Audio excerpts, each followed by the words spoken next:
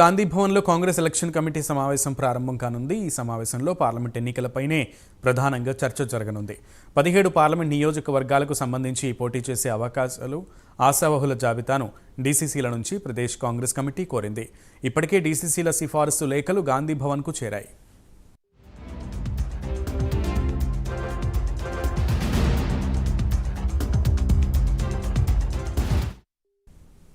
ఇదే అంశానికి సంబంధించి మరింత సమాచారం మా ప్రతినిధి నాగేంద్ర గాంధీ భవన్ నుంచి లైవ్లో అందిస్తారు. నాగేంద్ర.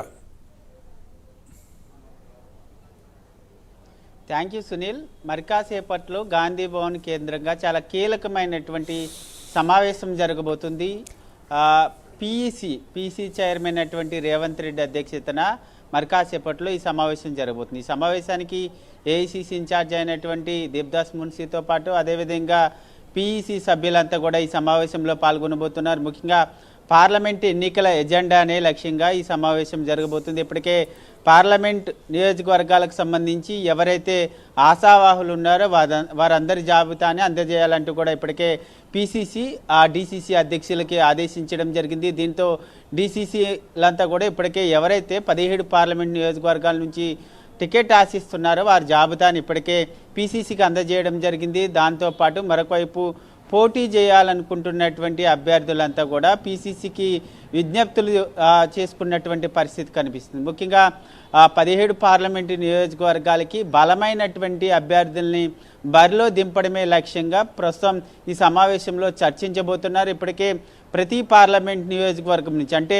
17 పార్లమెంటు నియోజకవర్గాల నుంచి ఒక్కొక్క పార్లమెంట్ నుంచి 2 నుంచి 4 పోటీ పడుతున్నటువంటి పరిస్థితి కనిపిస్తుంది. దానిలో ముఖ్యంగా 17 పార్లమెంట్ నియోజకవర్గాలకు సంబంధించి డీసీసీలు ఇచ్చినటువంటి జాబితాను ప్రస్తుతం మన ప్రైమ్ నైన్ న్యూస్లో చూస్తున్నాం. మొదటగా వరంగల్ పార్లమెంట్ నియోజకవర్గం నుంచి అద్దంకి దయాకర్తో పాటు మరొకవైపు సిరిసిల్ల రాజయ్య అదేవిధంగా సర్వే సత్యనారాయణ ఈ ముగ్గురు కూడా వరంగల్ నుంచి పోటీ చేసేందుకు వారంతా కూడా పోటీ పడుతున్నటువంటి పరిస్థితి కనిపిస్తుంది. ముఖ్యంగా వరంగల్ నుంచి అధిష్టానం దాదాపుగా అద్దంకి దయాకర్కి కన్ఫర్మ్ చేసే అవకాశాలు ఉన్నాయి. ఎందుకంటే గతంలో జరిగినటువంటి అసెంబ్లీ నియోజకవర్గాల్లో కూడా పోటీ చేసేటువంటి అవకాశాన్ని కూడా అద్దంకి దయాకర్ వదులుకున్నారు. దాంతోపాటు ఎమ్మెల్సీ సైతం ఆయనకి రాలేదు కాబట్టి అధిష్టానం వరంగల్ నుంచి పోటీ చేయాలనేటటువంటి సూచనల్ని అద్దంకి దయాకర్కి ఇచ్చినట్లు తెలుస్తుంది. దాదాపు వరంగల్ నుంచి అయితే అద్దంకి దయాకరే దాదాపు కన్ఫర్మ్ అయ్యే అవకాశాలు అయితే కనిపిస్తున్నాయి.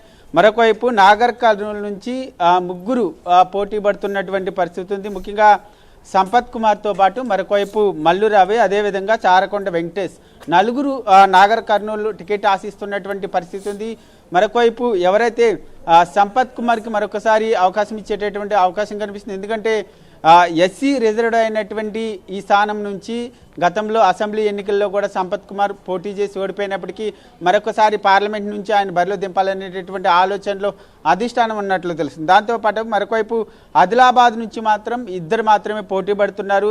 నరేష్ జాదవ్తో పాటు మరొకవైపు సేవలాల్ రాథోడ్ ఇద్దరు కూడా ఆదిలాబాద్ నుంచి బరిలో నిలుస్తున్నటువంటి పరిస్థితి కనిపిస్తుంది. దాంతోపాటు మరొకవైపు మహబూబాద్ ఇది కూడా ఎస్సీ ఎస్టీకి సంబంధించి రిజర్వ్డ్ స్థానం కావడంతో దీంట్లో ముఖ్యంగా ముగ్గురు బరిలో ఉన్నటువంటి పరిస్థితి ఉంది. బలరాం నాయక్తో పాటు మరొకవైపు బెల్లయ్య నాయక్ అదేవిధంగా కాశీరామ్ నాయక్ ఈ ముగ్గురులో దాదాపు మాజీ కేంద్ర మంత్రి అయినటువంటి బలరాం నాయక్ ఇక్కడ టికెట్ కన్ఫర్మ్ అయ్యే అవకాశాలు కనిపిస్తున్నాయి. ఎందుకంటే గత అసెంబ్లీ ఎన్నికల్లో కూడా ఆయన పోటీ చేసేందుకు తీవ్రంగా ప్రయత్నించినప్పటికీ ఆయనకి టికెట్ నిరాకరించారు కనుక ఈ పార్లమెంట్ ఎలక్షన్లో ఆయనకు అవకాశం కల్పించేటటువంటి అవకాశం కనిపిస్తుంది. మరొకవైపు కీలకమైనటువంటి నియోజకవర్గం ఖమ్మం పార్లమెంట్ నుంచి జనరల్ కేటగిరీలో రేణుకా చౌదరితో పాటు పొంగులేటి ప్రసాద్ రెడ్డి అదేవిధంగా విహెచ్తో పాటు మరొకవైపు సోనియా గాంధీ. ఎందుకంటే ఇప్పటికే పీసీసీ ఒక పార్లమెంట్ ఎలక్షన్కి సంబంధించినటువంటి అంశంలో ఒక తీర్మానం చేసింది. ఖమ్మం నుంచి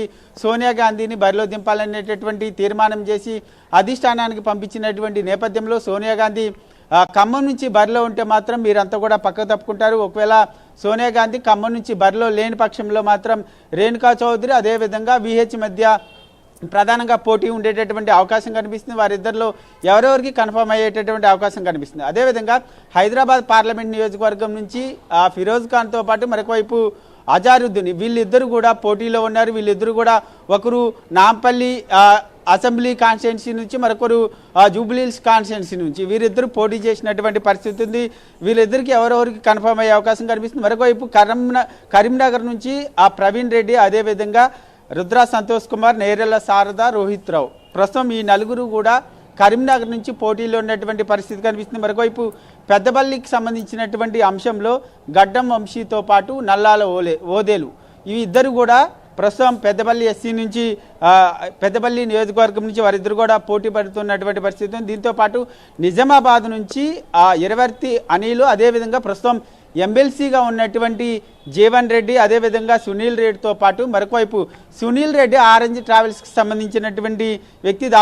దాంతో పాటు మరొకవైపు సినీ ఫీల్డ్కి సంబంధించి నిర్మాత అయినటువంటి దిల్ రాజు కూడా ప్రస్తుతం నిజామాబాద్ నుంచి టికెట్ ఆశిస్తున్నటువంటి వ్యక్తి. కాకపోతే నిజామాబాద్ నుంచి ఎమ్మెల్సీ జీవన్ రెడ్డికి అవకాశం ఇస్తారా, లేక ఆరెంజ్ ట్రావెల్స్కి అధినేత అయినటువంటి సునీల్ రెడ్డికి ఇస్తారా, లేక దిల్ రాజుకి ఇస్తారా అనేది మాత్రం చూడాల్సినటువంటి అంశంగా కనబడుతుంది. మరొకవైపు మెదక్ చాలా కీలకమైనటువంటి పార్లమెంటు నియోజకవర్గం. ఎందుకంటే అక్కడి నుంచే మంత్రి దామోదర్ రాజనరసింహ ఉన్నారు. దాదాపు ఇక్కడ సంగారెడ్డి నుంచి పోటీ చేసి ఓడిపోయినటువంటి జగ్గారెడ్డితో పాటు ఆయన కుమార్తె జయారెడ్డి, వీరితో పాటు మరొకవైపు దామోదర్ రాజనరసింహ కూతురు త్రిష కూడా ప్రస్తుతం మెదక్ టికెట్ ఆశిస్తున్నటువంటి పరిస్థితి కనిపిస్తుంది.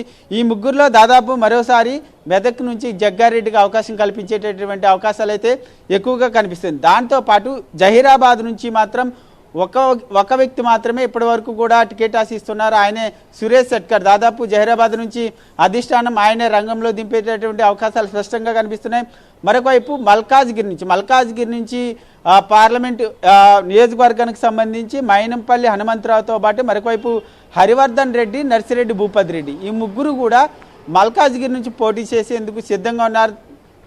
ముఖ్యంగా మరొకవైపు మల్కాజ్గిరి అసెంబ్లీ ఎన్నికల సమయంలో మైనంపల్లి హనుమంతరావు కూడా పోటీ చేసినటువంటి నేపథ్యంలో మరోసారి ఆయనకి మల్కాజ్గిరి పార్లమెంట్ నుంచి అవకాశం ఇచ్చేటటువంటి అవకాశాలు కనిపిస్తుంది. దాంతోపాటు సికింద్రాబాద్కు సంబంధించినటువంటి అంశంలో అనిల్ కుమార్ యాదవ్, అదేవిధంగా వేణుగోపాల్ స్వామి, అదేవిధంగా రోహిన్ రెడ్డి, ప్రస్తుతం ఈ నలుగురు కూడా సికింద్రాబాద్ పార్లమెంట్ నియోజకవర్గం నుంచి టికెట్ ఆశిస్తున్నటువంటి పరిస్థితి కనిపిస్తుంది. ఈ నలుగురిలో బలమైనటువంటి అభ్యర్థికి సంబంధించినటువంటి అంశంలో ఈరోజు చర్చ జరిగేటటువంటి అవకాశం కనిపిస్తుంది. అదేవిధంగా చేవేళ్లకు సంబంధించినటువంటి అంశాలు ముఖ్యంగా ముందు నుంచి కూడా అసెంబ్లీ ఎన్నికల సమయంలో కూడా ఎమ్మెల్యే స్థానాన్ని చిగురుజాత పారిజాత కూడా ఆశించినటువంటి పరిస్థితి ఉంది. దాంతోపాటు మరొకవైపు ముఖ్యంగా కేఎల్ఆర్ కూడా గత అసెంబ్లీ ఎన్నికల్లో పోటీ చేసి ఓడిపోయినటువంటి పరిస్థితి ఉంది. కాబట్టి ఈ ఇద్దరు మాత్రమే చేవెళ్ళ పార్లమెంట్ స్థానం నుంచి బరిలో నిలిచినటువంటి పరిస్థితి ఉంది.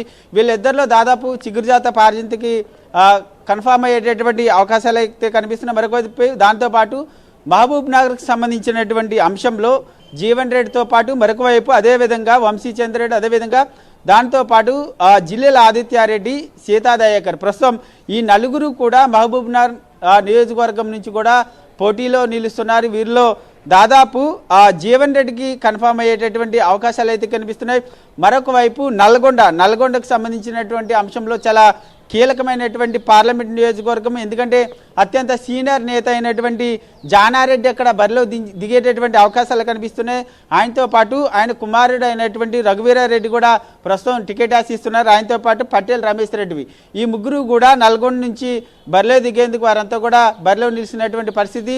కాకపోతే దాదాపు అధిష్టానం జానారెడ్డి వైపు మొగ్గు చూపేటటువంటి అవకాశాలు కనిపిస్తున్నాయి. దీంతో పాటు లాస్ట్ 17వ పార్లమెంట్ నియోజకవర్గానికి సంబంధించినటువంటి అంశంలో భువనగిరి నుంచి ముఖ్యంగా చామల కిరణ్ కుమార్ రెడ్డితో పాటు అదేవిధంగా ఉన్న కైలాస్ నేత, అదేవిధంగా యూత్ కాంగ్రెస్ రాష్ట్ర అధ్యక్షుడు అయినటువంటి శివసేన రెడ్డితో పాటు మరొకవైపు పవన్ కుమార్ రెడ్డి, ప్రస్తుతం ఈ నలుగురు నేతలు కూడా భువనగిరి పార్లమెంట్ నియోజకవర్గంలో టికెట్ దక్కించుకునేందుకు వాళ్ళంతా కూడా విశ్వ ప్రయత్నాలు చేస్తున్నట్టు పరిస్థితి కనిపిస్తుంది. ముఖ్యంగా వీరిలో చామల కిరణ్ కుమార్ రెడ్డికి దాదాపు టికెట్ కన్ఫర్మ్ అయ్యే అవకాశాలు అయితే కనిపిస్తున్నాయి. ప్రస్తుతం మనం ఇప్పటి వరకు కూడా 17 పార్లమెంట్ నియోజకవర్గాలకు సంబంధించినటువంటి లిస్ట్ అంతటిని కూడా చదవం. దాదాపు డిసిసి అధ్యక్షులు పిసిసికి ఇచ్చినటువంటి జాబితా కూడా ఇదే జాబితా. దాదాపు ఈ రోజు జరిగేటటువంటి సమావేశంలో పిఈసి సభ్యులతో పాటు అదేవిధంగా చైర్మన్ వీరంతా కూడా ఈ అధ్యక్షులు ప్రస్తుతం ఈ పార్లమెంట్కి సంబంధించినటువంటి అభ్యర్థులందరిపైన చర్చించిన తర్వాత వడపోత పోసిన తర్వాత జాబితాని 2 లేదా 3 పేర్లతో కూడుకున్నటువంటి ఒక జాబితాని అధిష్టానానికి పంపించేటటువంటి అవకాశం కనిపించింది. మొత్తానికి ఈరోజు జరిగేటటువంటి పీఈసీ సమావేశంలో మాత్రం ఈ అభ్యర్థులకు సంబంధించినటువంటి అంశంతో పాటు మరొక వైపు పీసీసీ అధ్యక్షుడు అదేవిధంగా ముఖ్యమంత్రి అయినటువంటి రేవంత్ రెడ్డి జిల్లాల పర్యటన. ఎందుకంటే ఆదిలాబాద్లో ఫిబ్రవరి 2వ తేదీన పార్లమెంట్ ఎన్నికల సమర శంఖారావాన్ని పూరించాలనేటటువంటి నిర్ణయానికి రావడం జరిగింది.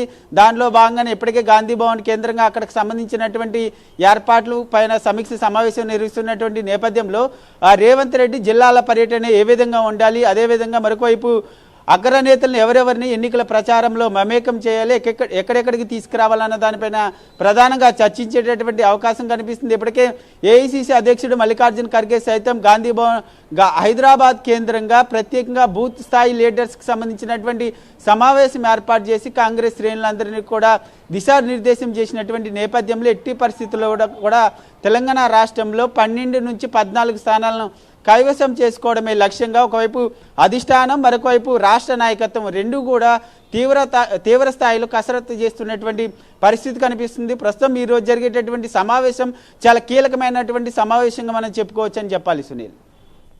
Right Nagendra, thank you.